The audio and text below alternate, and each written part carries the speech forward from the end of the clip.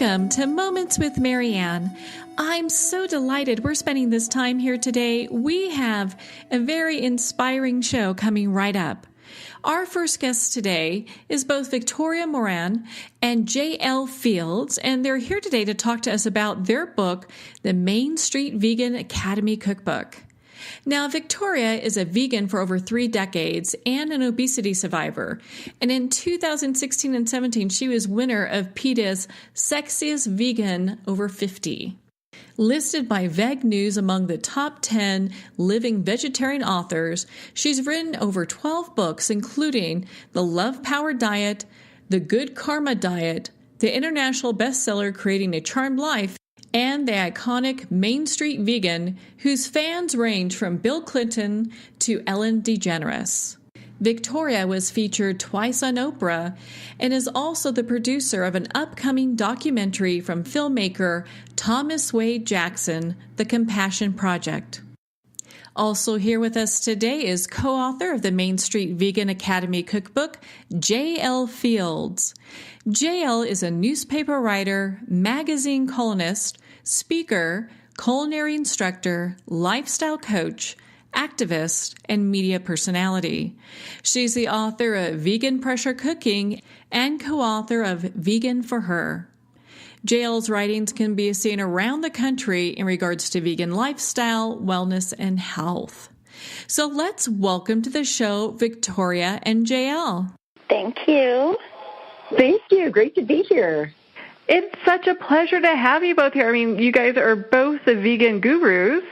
And so, gosh, and for our listeners that are new to maybe both of you and your work, why don't we start with you, Victoria? Why don't you share with us, how did you even get started on this path? Oh, I think it was when I was 5 years old, and my grandmother said the word vegetarian. I remember it just sort of resonated.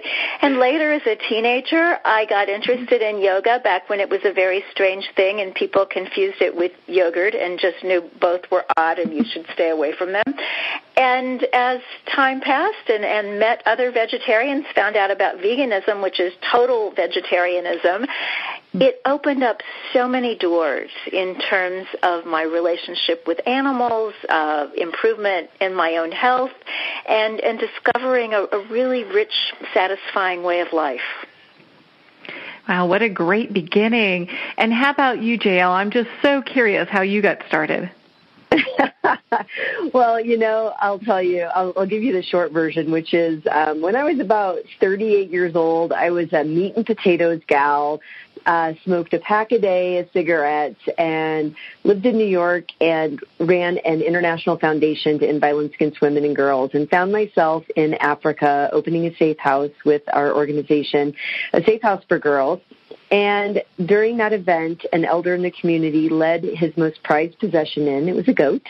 And then that goat was slaughtered, stewed, and served for dinner. And I became a vegetarian, and my life changed completely. And that was 15 years ago. I think I would become a vegetarian, too. Yeah.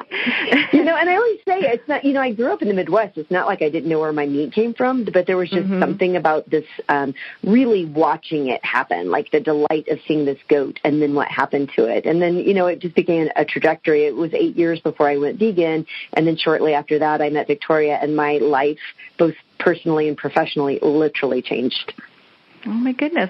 Well, and so I don't know who would like to chime in here, but, how did the both of you start working together? Well, I'll chime. It's Victoria. I wrote a book in 2012 called Main Street Vegan and was graced with that one, that it did well, and it spawned a lot of other things, one of which was the Main Street Vegan Academy, which is a training program that trains people who are already vegans to become professional vegans, to be certified as coaches and educators. And before the very first class had happened, I happened to be a guest on a podcast to which JL was listening during a run. And at the very end of the podcast, because I'm a writer by nature, I'm not a business person, but I just remembered, oh my gosh, you should say that you have this academy. And I said that at the end of the call. JL heard it, came in from her run, signed up, and we met. Oh, my goodness. What a great start for the two of you. Do you have anything to add to that, JL? She nailed it. She hears me tell that story a lot, and that's exactly what happened. I had just gone under contract for my first book that I was writing with Jenny Messina called Vegan for Her, and I'd just been desperately looking for something that would train me and help me synthesize all these thoughts in my head about being vegan, and so that I could do something more strategic. And it was like this gift had been handed to me, and my reward for going for a run was hearing Victoria say, "Oh wait, I have this academy," and I signed up immediately, and that was it. And then a month later, I was sitting in the very first inaugural Main Street Vegan Academy, and it was an amazing experience. Oh, my goodness. I mean, you can ask for a better beginning, and what a fabulous story, especially, not having a thought that you were going to have an academy and just saying it, and then you have people signing up immediately. It's like you were ahead of your time there almost, because that's, you could tell people really want to have some kind of connection, Victoria. Well, it's true, and I think that, like so many other things, they can kind of just be out there in the world, and a few people are interested in them, and then all of a sudden something happens and an idea's time has come. I had Moby on my radio show a couple of weeks ago, Moby the musician, and he said that there are more vegan restaurants within 2 miles of his home in Los Angeles than there were in the United States 30 years ago when he went vegan. So this is really something in which there is a lot of interest, and to be able to tap it, as JL and I are trying to do with our various ventures, is pretty exciting. It sounds just absolutely amazing. And JL, man, to be on the kind of the forefront of this, how exciting is that? And especially with this new cookbook that both of you created. Well, it is. I mean, when I was a part of the academy, it was just this glimmer in my eye of what I thought I might be able to do, and the academy really prepared me to be a vegan businesswoman, and I did it, and I went out, and then Victoria so kindly invited me back, and now I'm on the faculty, so I get to meet every single person that Victoria has coming through the academy and who's a future coach, because I get to teach them about a business. And so I'm watching these hundreds of people coming through who have learned of Victoria, have learned of Main Street Vegan, the book, and learned of the academy. And I get to watch what happens when they go back into their communities. And this cookbook, one of the very first things Victoria said to me when we met, she said, "I believe the next step for this is going to be a cookbook." And she never let that go. And we ultimately started working on a book proposal together. And in true Victoria fashion, sorry if I sound like I'm gushing Victoria, but she is a collaborator. And in these days and times, collaboration is literally going to save the world, and kindness. And she didn't just invite me to work on this book with her, but this book is filled with recipes, and as important, with tips and strategies and coaching corners from numerous, over 60 people who've gone through the academy. So this book actually is the epitome of collaboration and of people working together to make a real difference in their communities that has an impact on animals and on the planet and, of course, on people. Yeah, I mean, there's so much about this book that I just appreciate and enjoy, because I have tried to make the vegetarian-vegan jump a few times and really had a tough time. And so, Victoria, I think a lot of times when people are making that transition, there are some myths that come with that. What are some of the ones that you encounter? Well, some of them are so old and tired. I just wish that there could be some new myths. But I guess the good thing is that very new vegans learn the myths pretty quickly and can come up with reasonable answers. The big one, of course, is always, where do you get your protein? And it's a very valid question, and we all had it. And yet, once you come to understand that protein is in everything that grows up out of the ground, it's not a synonym for meat or a synonym for animal products. There's plenty of plant protein. And in fact, other than in a case of starvation, of anorexia or famine, we've really never seen anybody with a protein deficiency, because with ample calories, you get enough protein. So that's one of them. And I think one of the others is just more social. Like, won't it make you weird? Do I have to change my religion or my politics? Can I still be part of my family? And it's, yes, absolutely, because this is simply a deepening of your relationship with yourself and with others who inhabit this planet. It's really all about nonviolence, love, and caring. Mm-hmm. And on the weird part, everyone's a little weird anyway, so might as well just step up to that. Thank goodness. I know, otherwise it'd be so boring. But, I mean, gosh, with your wealth of expertise on this topic, and I've seen you on Oprah, and you've been on just about every show there is that talks about food and health and wellness, and so it's been so nice to be able to have this time to talk with you about this and just, some of your insights, because a lot of people do get stuck on these old things like, oh, it's going to cost too much money. When you go out to eat with your friends, you're going to not be able to eat anything. And you're so right, because the restaurants have changed dramatically over the years. And there are so many ways to encourage restaurants to do more. In fact, we have a whole section on that in Chapter 9, which is the part of our book which is about being vegan outside the kitchen. So after regaling people with 100 absolutely glorious and beautiful recipes, we talk about some other aspects of life, and one of those things is eating out. And what we've found, and what most people who eat this way have found, is that chefs really want to be inspired. They want to be able to do something different. And even if you're not at a fancy restaurant where there's some chef back there wanting to be creative, restaurant kitchens have food. So we learn how to do things like read between the lines. And if you're someplace that doesn't have a vegan entree, you can see, well, gosh, they serve broccoli with this dish, and they serve a baked potato with that dish, and they have a salad, and you just figure it out and put it together. And one of the things that we always encourage students and clients is you don't have to make a big deal about it. The reason that you're out to eat is to enjoy the people and make it to the next meal. If you happen to be at some place where the vegan fare isn't the best that ever happened, that's okay. It will be next time. Yeah, it's just a process. What are your thoughts on that, JL? Well, one of the things that I've really loved, again, about this collaboration of coaches and what we really try to do in this book, speaking to what Victoria mentioned about restaurants, is that we really do try to take activism back into our own communities, to our own version, our own Main Street. And that's the idea behind this book, that these recipes represent all kinds of different Main Streets across the U.S., Canada, and in other countries. We're represented all over in this book.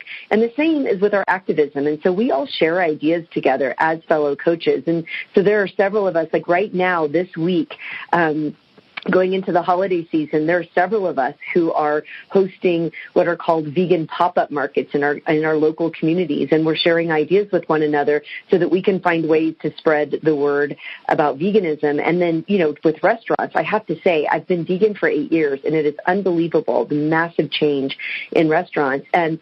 But that's because there's been a lot of work. And one of the things that I decided to do after going through the Main Street Vegan Academy was to make culinary activism a big part of what I do. And so 5 years later, I'm actually on the faculty of the University of New Mexico culinary program in Taos, where I'm teaching non-vegan future chefs how to make delicious food. Or here locally, I live in Colorado Springs, I host a Colorado Springs Vegan Restaurant Week, where I challenge restaurants to make something delicious and vegan for a week, and we crowd them out.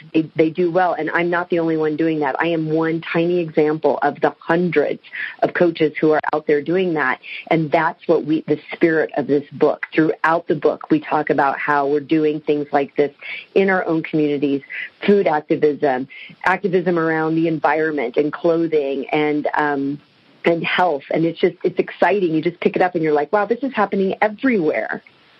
Mm-hmm. Well, and there is such a push for this. People want to eat healthier. They want to have healthier options. And just because it's vegan doesn't mean it can't be something that tastes fabulous, too. I mean, your cookbook is filled with so many of just, oh, my gosh. I mean, they're like mouth-watering recipes. Savory mushroom chowder. I mean, these things are looking just, the recipes you've made are just absolutely awesome. What is your favorite one, Victoria? I mean, oh I know it's kind of like picking a favorite kid, but, you know. Well, you know, I love the stories. You know, we have all of these recipes, and one of the things that makes them so wonderful, we all know people who it's their specialty. Oh, you know, if we go to so-and-so's house, I hope she makes her whatever mushroom stroganoff, her special thing. And so we have 60 people's special thing. And, oh, gosh, in terms of favorites, I love the stories. I love Jael's Uncle Wayne's cookies. And she tells the story of this kind of shortbread cookie that her grandmother always had in the freezer when she was a kid, and then she and her siblings would ask for Uncle Wayne's cookies. We've also got a lovely woman, Adrienne Borgerson, who actually has gone on to found a vegan online fashion magazine called La Fashionista Compassionista, and she has her mom's lasagna. And I thought, what's your mom doing with lasagna? You have a German last name. Well, come to find out her mom's Italian. And so it's just I just feel like we have family and tradition in all these recipes, and they're so yummy, and they also run the spectrum. You know, within veganism, we have people who are very, very interested in being as healthy as they believe that they can possibly be, and other people who celebrate cuisine, like let's loosen up a little bit, let's just make it good, and we run the gamut there. So wherever you are on the spectrum, there's something here for you. Yes, I was checking out Uncle Wayne's cookies, and it's actually one of the pages that I have dog-eared that I'm going to be making, so I cannot wait to try those out. How about you, Jael? I mean, you have a favorite child in this book, huh? Well, you know, it's funny. So Victoria and I really, you know, split the work in this book, and I was really deep into all kinds of recipes, hearing from my fellow coaches, which is really fun. But I have to tell you, one that really stands out for me is Michael Suchman's beefless goulash. And Michael and his husband, Ethan Cement, are known as the vegan Moes in the internet world, and they have a book on their own right, New York City Vegan. But it's just this delicious, fun meal that's really simple to get. And I just want to echo what Victoria says, which is we didn't even have to ask. We simply put out a call to our coaches to ask them to give us the best of the best, and we were hopeful that what we would see was the spectrum of what it means to eat food that contains no animals and animal products. And that's what we got. And so some fall in the uber healthy. Some follow in the, I don't consider any of them unhealthy. If they're vegan, they're already inherently healthier than if it was, you know, had animal products in it. But might be considered something a little bit more comforting. And I also don't use the word junk food, so I won't use that. But it also a lot of them use ingredients you could find in your grocery store. Because listen, a lot of people who are, especially this time of year, are saying, you know what, I want to get it together. I'm ready. I've been thinking about this. I don't want to eat animal products anymore, but I'm not sure what to do. You can make delicious recipes from Whole Foods, and you can also make delicious recipes with foods that you can find in the frozen section or in the aisles of your grocery store. There's no judgment here. We're here to help you find your way. And this beefless goulash is a perfect example. It uses a product on the market that is like a frozen version of a beef. We call it a beefless tip, and it's one that I absolutely love. And then Diana Goldman has a vegetable masala. In my heart, I just love Indian food. If I smell it, I have to eat it. And so that's just gives you an example of the range from Indian food to goulash to decadent chocolate pies to amazing smoothies and salads. It really has it all. Well, and kind of on that note, you know, Victoria, when someone would like to make the transition, let's say they want to make a transition from eating meat to being vegan and vegetarian, what are some of the ways that they can get involved with the academy that you have, and what does it look like to be able to make that transition? Well, I think it's very important when you use the phrase be involved. That means so much, because it's one thing to read a book like ours or watch a documentary. There are a lot of wonderful films out there that people find on Netflix, and they're like, okay, I'm ready, I'm going to do this. But nobody else in their family does it, nobody that they work with, nobody that they know, and it's really hard to be the lone ranger out there trying to do something different in an aspect of life that's so personal as what we eat. So you do want to get support, and there is more support out there than you would know. I was working with a woman who lived on an island off the coast of South Carolina, and she's like, there are no vegans around here. Well, we just Googled Meetup, and lo and behold, there was a vegan meetup right there on her little island. So that's a really good thing to do. Also, Facebook, there are all kinds of groups and ways to get people around you who can support you. And then there are kind of support networks within support networks. So if you're interested in the health aspect, there are groups like Plant Pure Communities, and they're very much into super healthy stuff. And then if you're interested in animals, check out Mercy for Animals. Check out some of these wonderful organizations that are trying to make a difference in the lives of animals who are in the food system right now, and hopefully eventually at some point bringing about a vegan world. And then so when people have stepped into that and they say, well, gosh, now I want to be a coach, is it like the academy, is that like a month-long program, a 6-week program? How does that work? It's an intensive. It is 6 days, and it is in person in New York City. And honestly, if I had $1 for everybody who says you should put it online, I could retire on a yacht. But I don't plan to ever do that, because it's a magical situation. People come here, many of whom have never been to New York City, some of whom have never been to the United States, but they are risk takers. So people often say, how do your graduates do all these amazing things? And they are doing amazing things. I mean, we have a yogurt company, we have a cheese shop, we have a cowboy boot company, and I say we as if, I'm some kind of part owner, and I'm not. It's just that they come through the program, and then they do these things, and part of that is because they're extraordinary to begin with. I think people who go vegan tend to be pretty special because it is a kind of different drummer dining, and then people who are willing to come and take a course somewhere that they've never been before, that also is pretty extraordinary. And I do have to say our faculty is top-notch. I mean, obviously we have JL and business, we have cardiologists, we have an internist, we have a registered dietitian, an animal rights attorney, a vegan fashion designer. I mean, we really bring in top-notch people, and then we stay in touch with people later. I mean, just the fact that 60 of our 300 graduates are part of this cookbook. And, if this one does well, there may be another one. So we become a support network for our graduates and coaches. Well, I hope there's another one, because the recipes in this one are amazing. I keep thumbing through it going, what am I going to make? I can't wait. So I hope that's the case. Well, and then once someone graduates their program, they have people like JL that they can reach out to on a continuous basis for support, or they're ready to go. How does that work?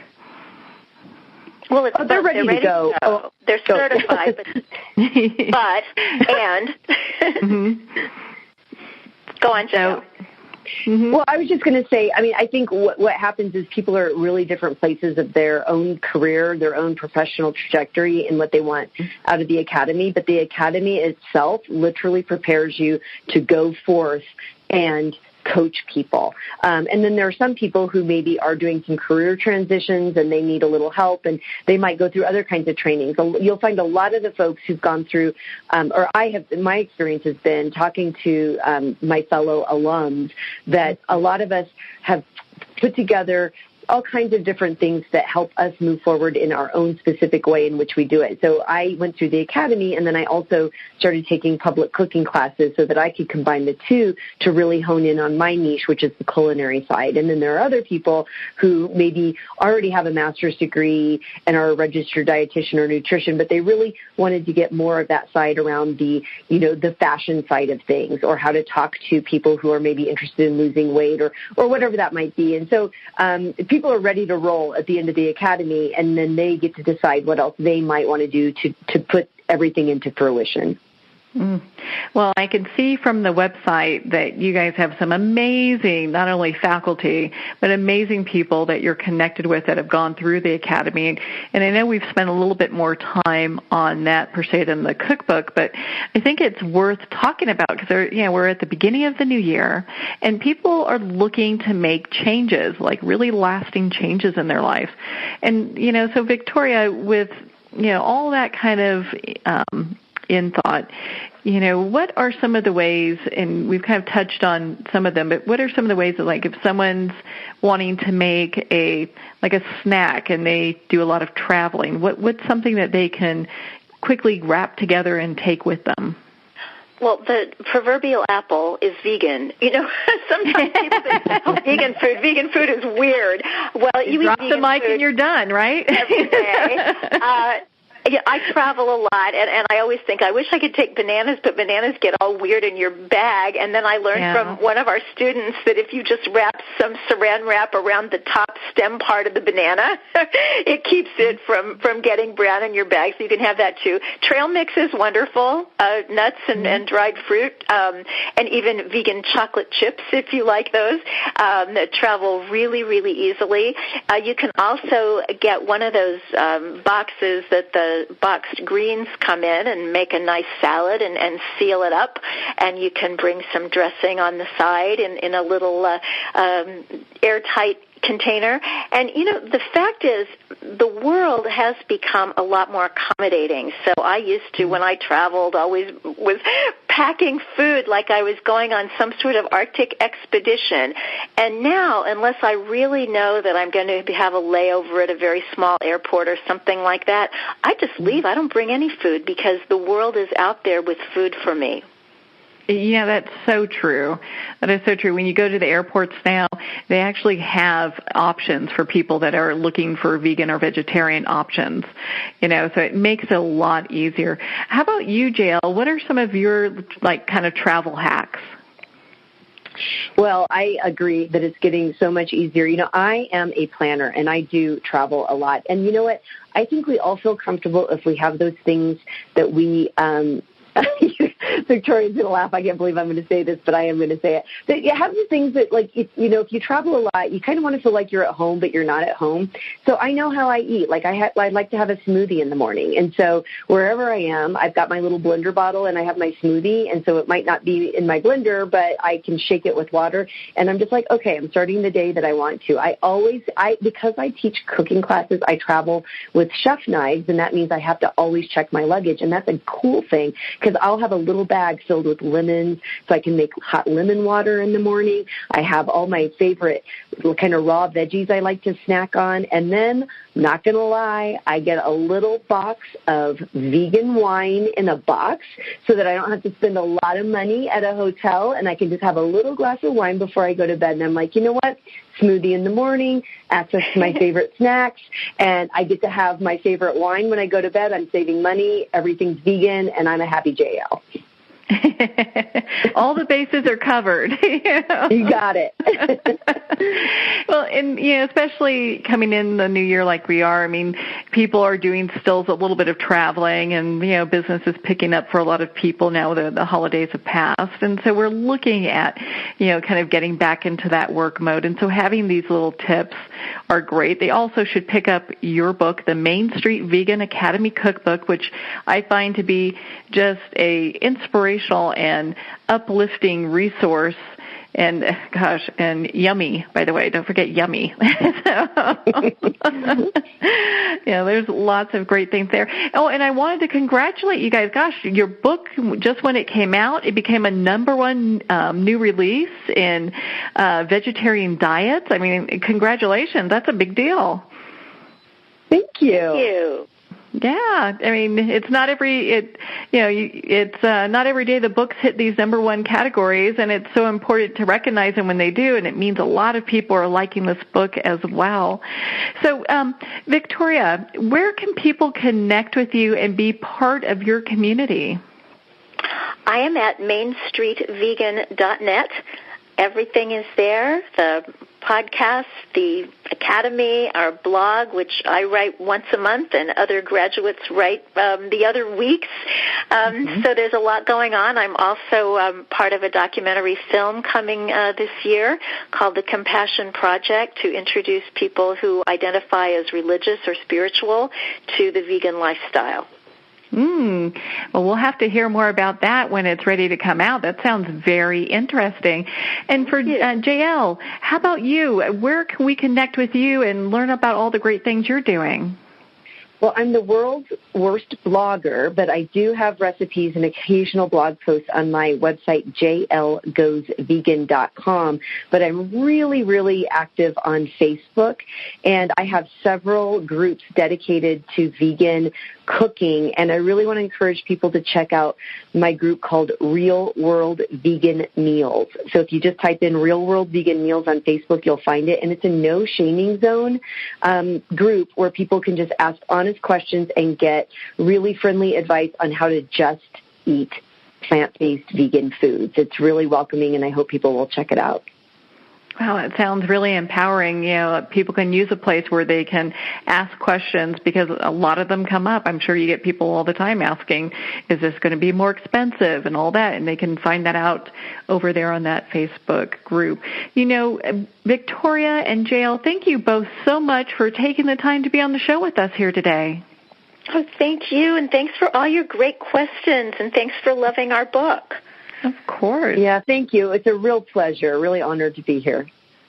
It has been such a joy, and Victoria, when your movie comes out, we want to hear about it and have you back on the show to talk about that. Sounds very intriguing.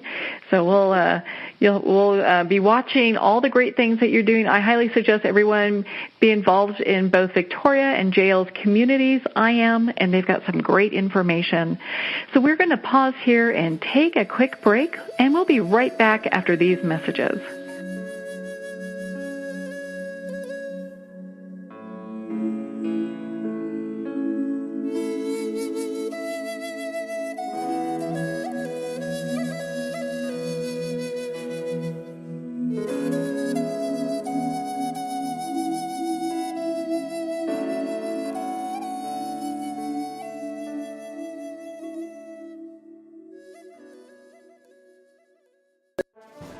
Internationally recognized and award-winning author Judy Goodman works and teaches outside the box of limited thinking. Working with people from every walk of life, her goal is to empower you to be the best you can be, no matter what the challenge is. Born with the gift of seeing beyond our normal vision, she has an extraordinary gift of working with every challenge. Teaching beyond conventional wisdom, her work is described as life-changing. Visit judygoodman.com. That's judygoodman.com.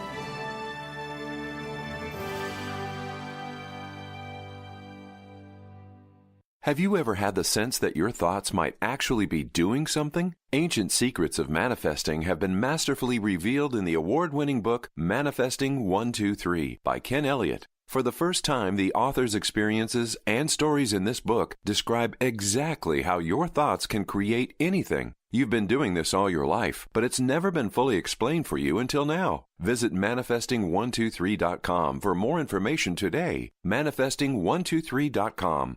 Do you know that you can become a genius at any age? Do you know that you can change your life and create a brilliant life for yourself? Hi, I am Olympia LaPointe, an award-winning rocket scientist who you more than likely have seen on TED Talks, Impact Theory, and PBS. Check out my latest book, Answers Unleashed, The Science of Unleashing Your Brain's Power. Simply go to AnswersUnleashed.com books and check it out for yourself. You'll find the tools to help you create the life you've always wanted. The highly acclaimed and newly released book, The Hand Part 2 by Lynn Van Praag Grattan, describes the journey between a psychic medium and a family who lost a son. Messages from Beyond Eternity's Gate is of love and healing. For more information, visit www.lynnvanpraag-grattan.com. That's www.lynnvanpraag-grattan.com.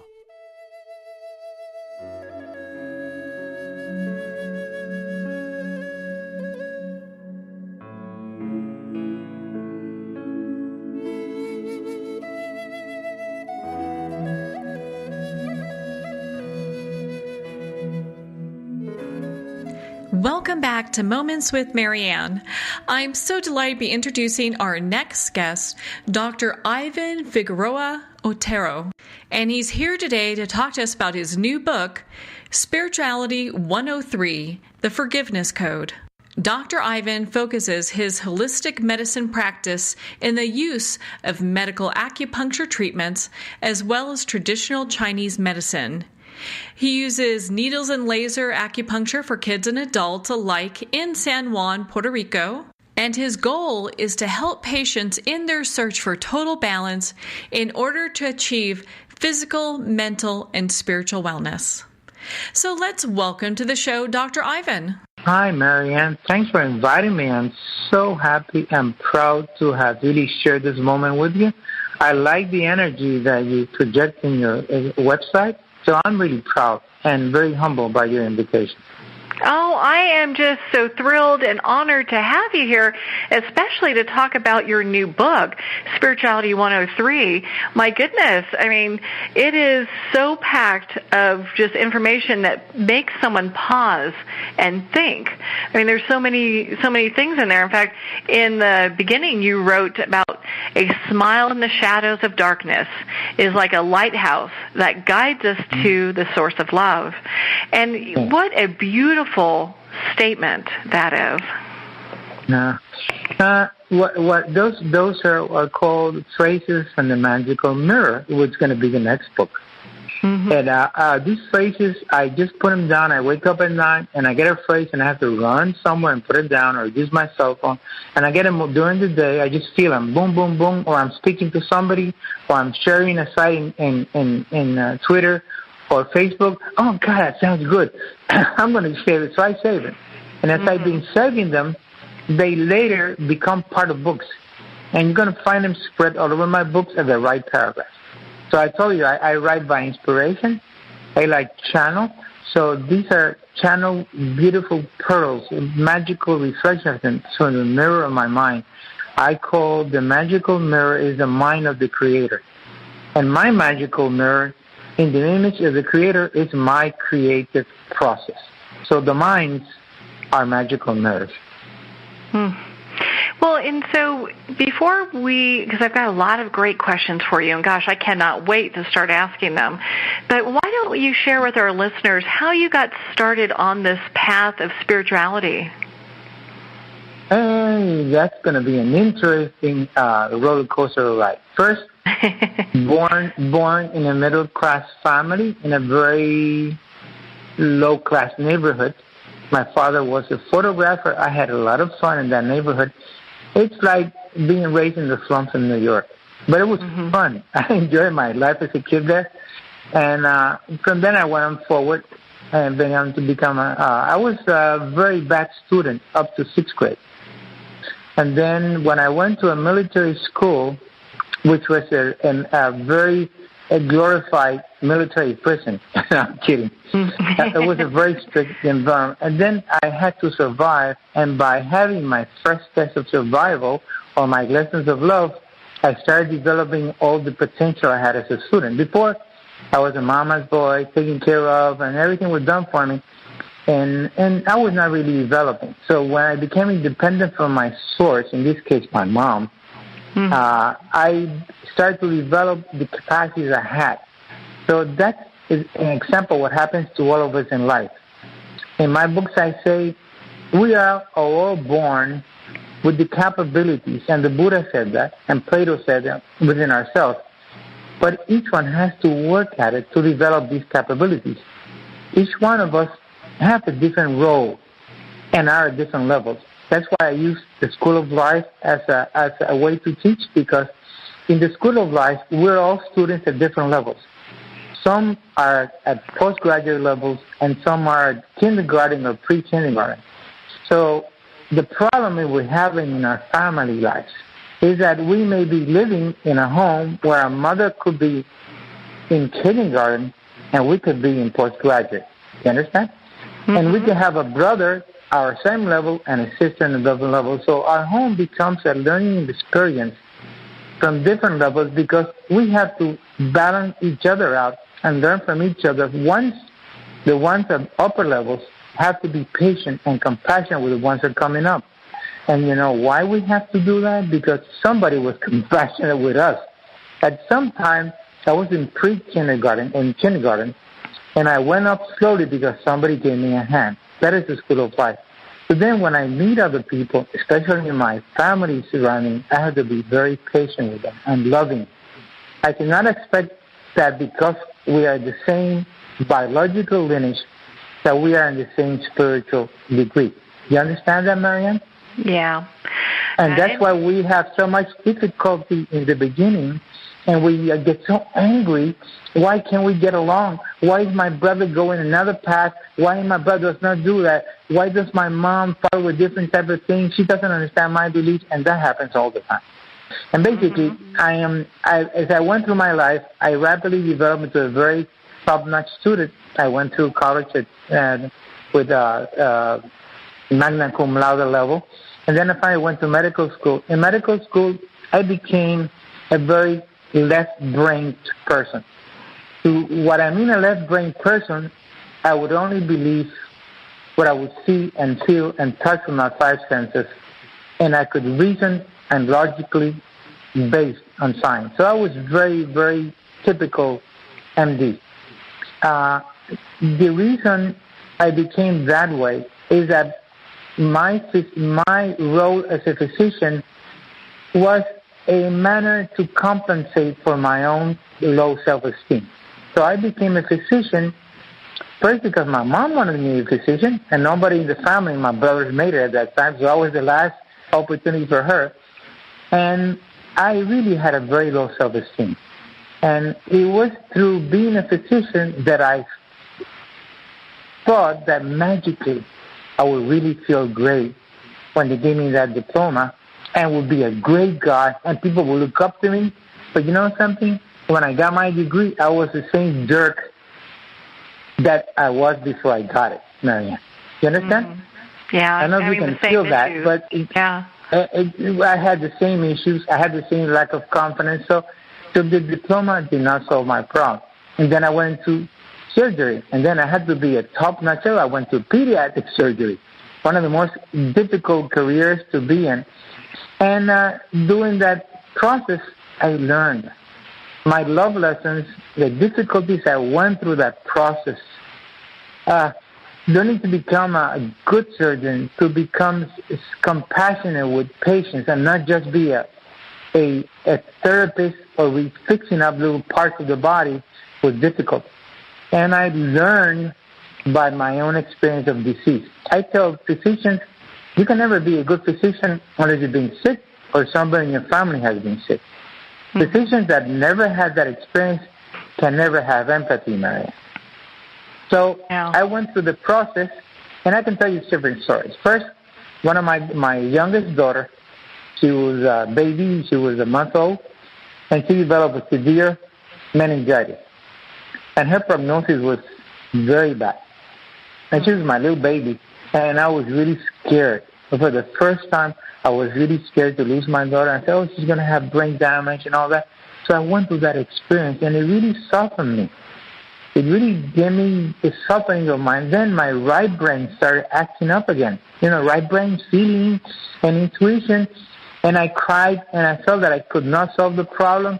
It made me come down to earth from my godly paradise. Mm-hmm. And then, before I started surgery, I finished my career. And you know what happened to me?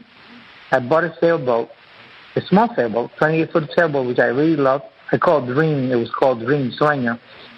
And I took a 21-day trip with my family to the Virgin Islands by myself in that little sailboat. And I had so much injury to my hands that when I came back, I could not do surgery for about 6 to 7 months because of the carpal tunnel syndrome that I developed in my hands. So the next step of learning my love lesson was, okay, here you are, the surgeon that cannot operate. Do you know how fearful I was? After all those years, almost 30 years of training, that I could not go and do my job. Now, that was a love lesson. Don't you think so? And then every time I got a love lesson, I softened. I became more sensitive. I became more aware of who I was. It's like you're awakening things within you. It's like I'm a different person. And then one day, when I was in a physical medicine therapy for my hands, for the first time, I hear about acupuncture because the physical therapy, I had one of the first people who trained acupuncture. So I talked to him about it. He told me about it. Oh, my God, a physician doing acupuncture? That is strange. And then, for the first time, reading the book there, right there in the room, for the first time, remember, I was raised as a Christian, Orthodox, fundamentalist Christian, Protestant. For the first time, I read about karma and reincarnation. I said, oh, my God. I looked at it and said, what is this stuff? Then suddenly, when I read about reincarnation and the law of cause and effect, for the first time, I said, oh, now I start to understand what's happening in my life. And for the first time, I understood why suffering occurred in our universe. And from then, it's a path that took me all the way to here. When I reached 61 years old, I'm 73, like I told you. People see me in the picture who won't think so. But I'm 73, and at 61 years old, I looked at my mirror, in my magical mirror, and I said, Ivan, you've been living somebody else's life. How about starting to look into your own what you really want? And that's when I really started breaking up my left brain and activating my right brain. I said, I got to do something else. Surgery, which had been my love affair, I didn't feel right. I didn't feel satisfied. The economic situation was great. I didn't have any problems, but I didn't feel happy, Marianne. I didn't feel happy what I was doing. I said, I can't work if I'm not happy. I was operating kids, but it became a routine. I was just doing a routine, going to my operating kids, doing operation. There was no more challenge in the difficult cases. It was becoming stressful for me. So then I said, that means you're done with this deal. You're going to look for something else. And then I started looking for alternatives. And that's when I got into, I already had read a lot about alternative medicine. I studied natural things. And then I decided to go into acupuncture, Chinese-style acupuncture, because I was, at that time, a Buddhist practitioner in the Tibetan tradition. And then I started studying acupuncture. And then suddenly I said, oh, my God, this is a new way of looking at disease. This is the way it should be, holistic. Everything is in sync. What happens in one part of the universe affects the other. There's yin and yang. And then I started looking at the disease in a different manner. It was like an opening, completely different thing. And then I started practicing and learning from my patients what I'm sharing in my books. It was there that I became a new person. And a wonderful experience because I could laugh every day. I found joy in my heart again. And I found the challenges of looking for something in every day of my life. And Marianne, that's a feeling I can never let you know how it felt. And I feel that way now. And I'm 73 years old. So from then on, I look at my life and I see all the things that I did to deviate from my source. Everybody comes with a purpose in life. We have to find each one our purpose. We don't have to do the same thing, but when you deviate from your purpose, the magical mirror of our mind, our Creator, will give you a love lesson. We'll give you a little spank on the rear end to put you back into the road and tell me, I got really spanked. I think a lot of people can relate to that because, sometimes the universe says you should be doing this, right? But now, let me tell you a story I tell my patient. When I see a patient who don't have the educational level, I think, to talk about karma or the law of cause and effect, I avoid using the word karma. I don't like it. I call it the law of love.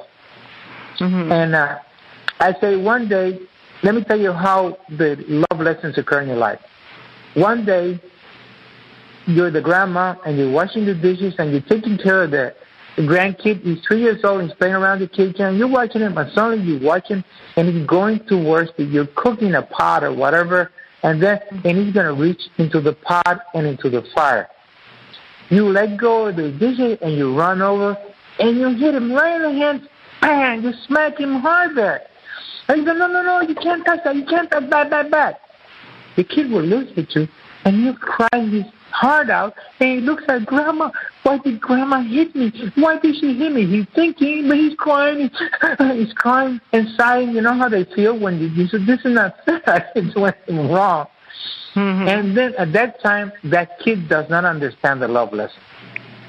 Now, 8 years later, maybe he's around 12 years old, and he's helping Grandma, taking care of the new kid in the block. He's 3 years old.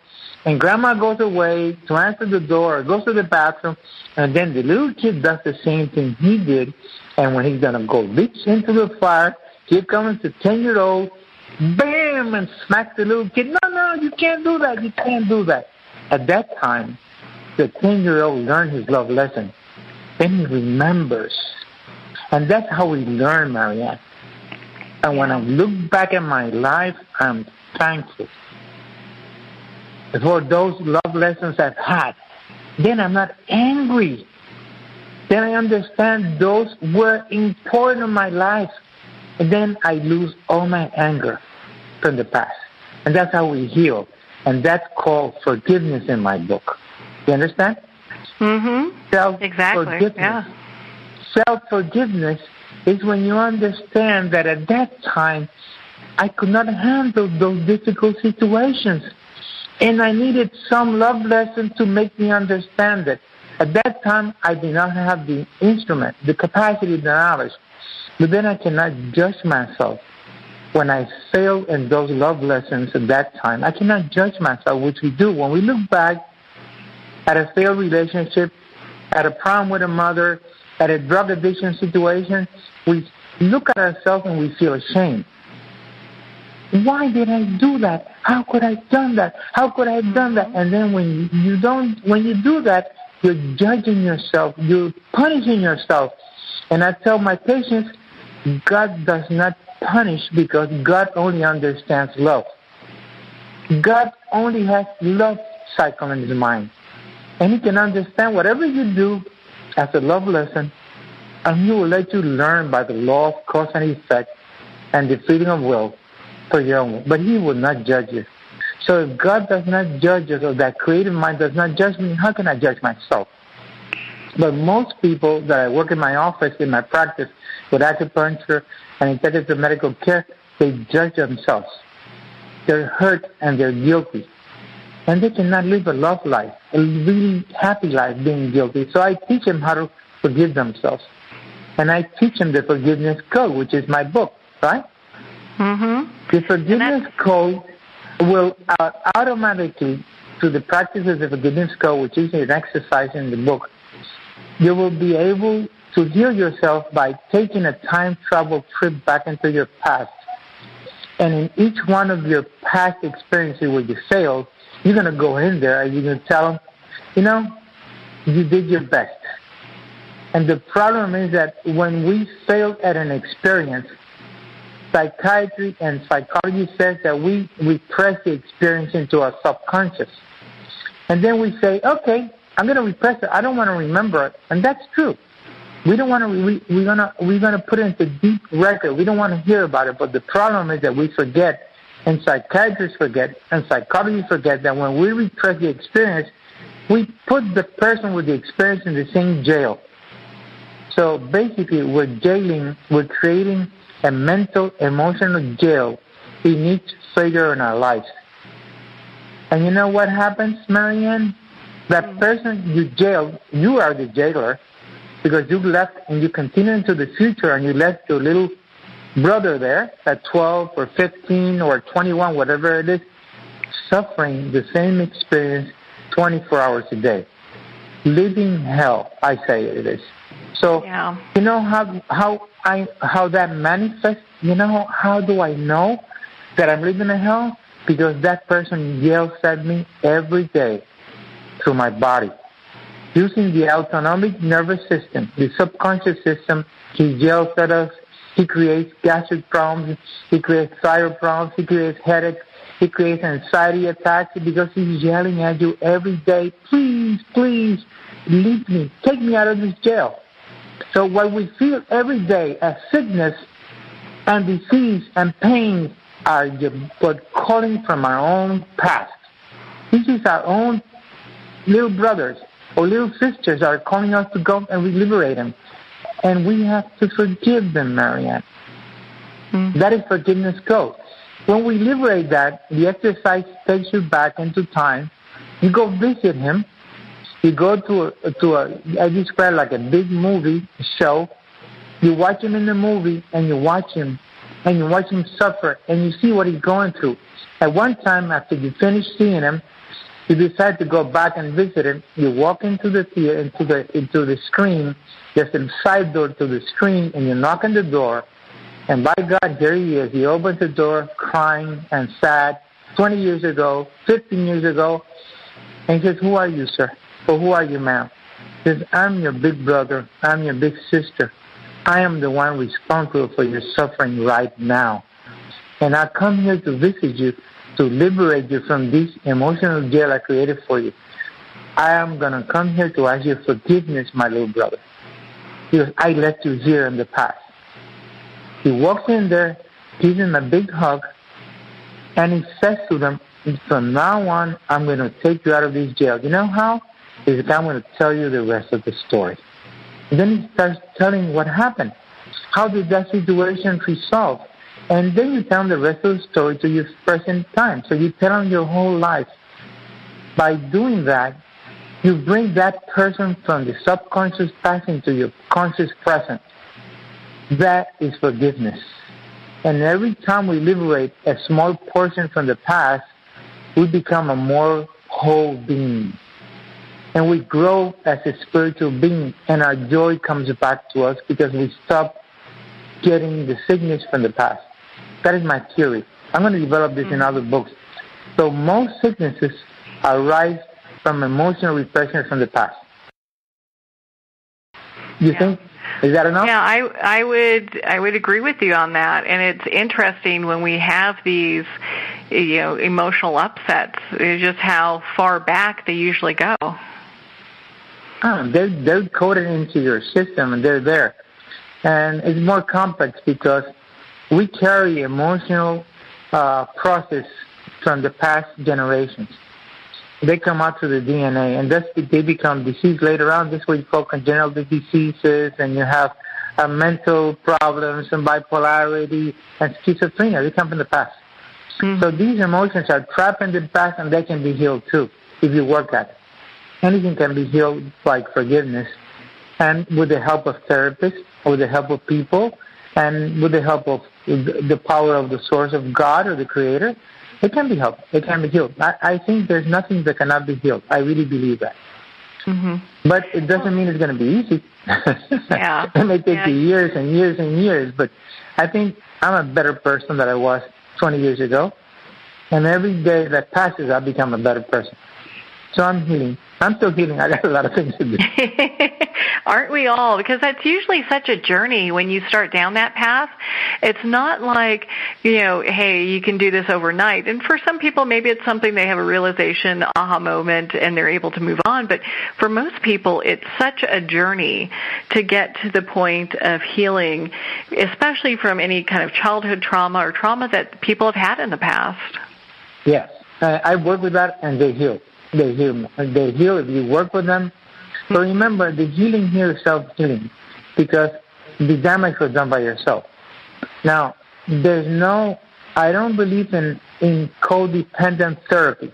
In other words, I don't believe that people can remove like healers that come in and say you're going to remove your karma, you're going to clean up your chakras. I don't believe in that. I'm sorry, Marianne, I can't believe in that. Nobody can clean my chakras. They can see what's in my problem. They can say, listen, you have a problem here and all that, but only I myself can clean my chakra.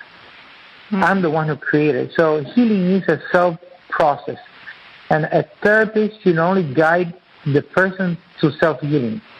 Give him the path, give him the instruments, give him the insights with your intuition, and let him work at it. It's beautiful to see him work at it. I see him get better from day to day.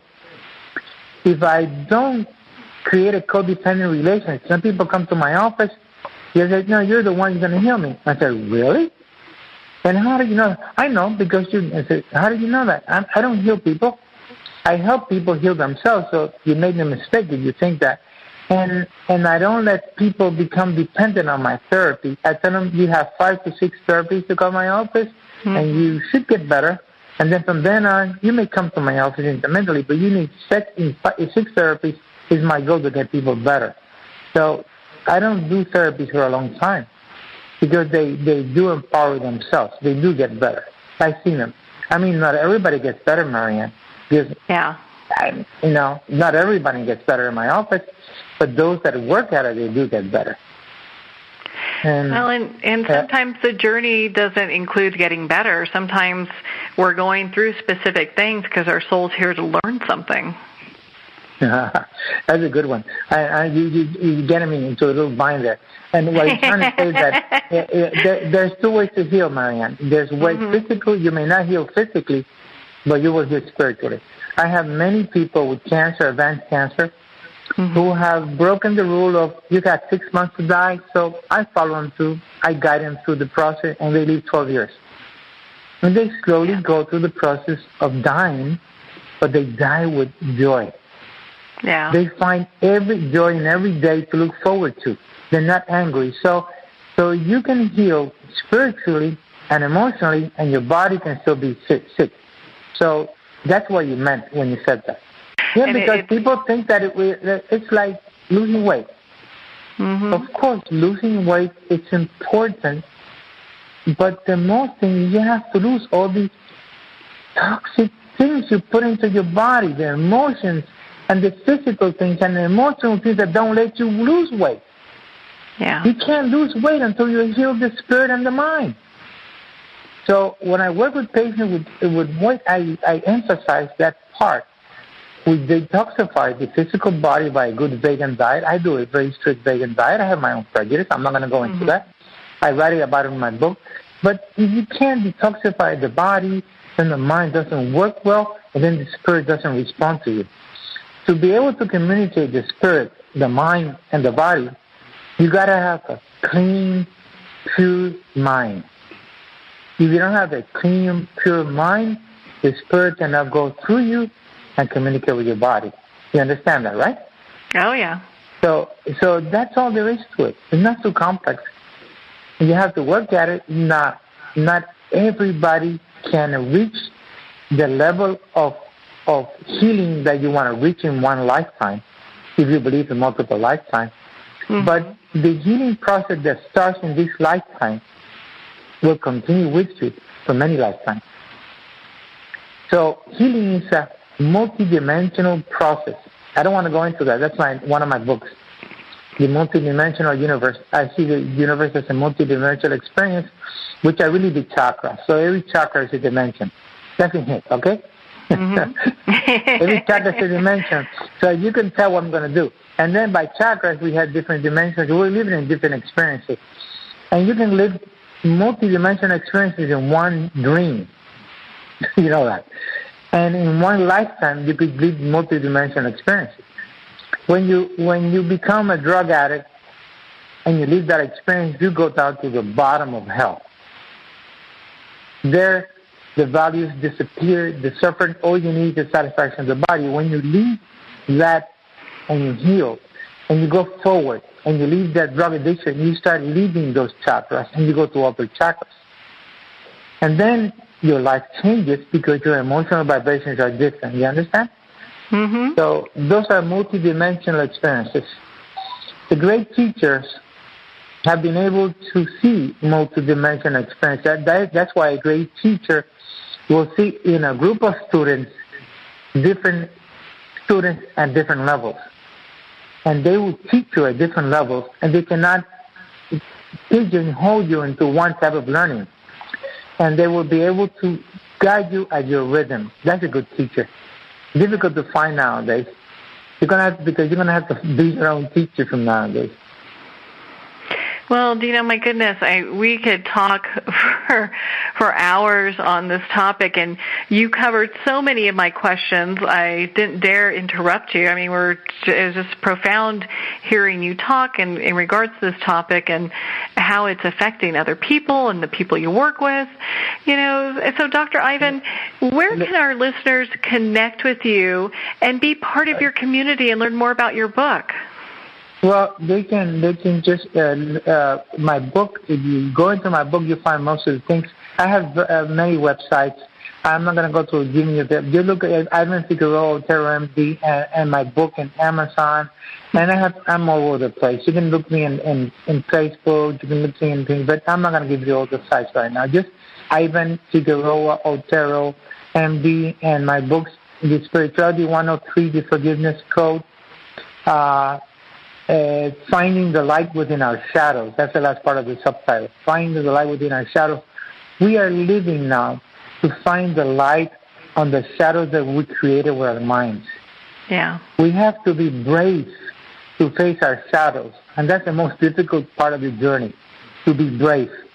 My teacher, my Tibetan teacher, which I loved, he was the guy that woke me up, Kenshin Padre Sherab Rinpoche. He told me, you have to be brave. That's all he told me. Whenever there was difficulty, he would look at me and say, you have to be brave. That's all, teacher. You have to be brave. And now, many years later, I understand what he meant. And I write about it because he taught me to be brave. So just look up the book and you can shoot me up. And you're going to find me pretty soon all over the place. I know I'll be going everywhere. Well, you know, Dr. Ivan, thank you so much for taking the time to be on the show with us here today. Yeah, for me, it was a pleasure. I enjoy so much when somebody gives me a chance to share the knowledge that has been given to me through the universe and through my experience of suffering. And suffering has been my love lessons. I'm so happy because the suffering has given me a chance to love. I have learned to love, which is my first difficult thing, is to learn to be loved first, allow myself to be loved, and then to love. That is still going on in my life. I have to allow to be loved and learn to love. I'm doing that, Marianne. So don't think I'm too advanced, okay? This discussion was right on target, Dr. Ivan, so thank you. It's been such a joy to spend this time with you and listen to your insights and wisdom in regards to your book, Spirituality 103. Well, we're at the end of our time today. I'd like to thank everyone for taking the time to tune in. You've been listening to Moments with Marianne. And remember, make every moment count.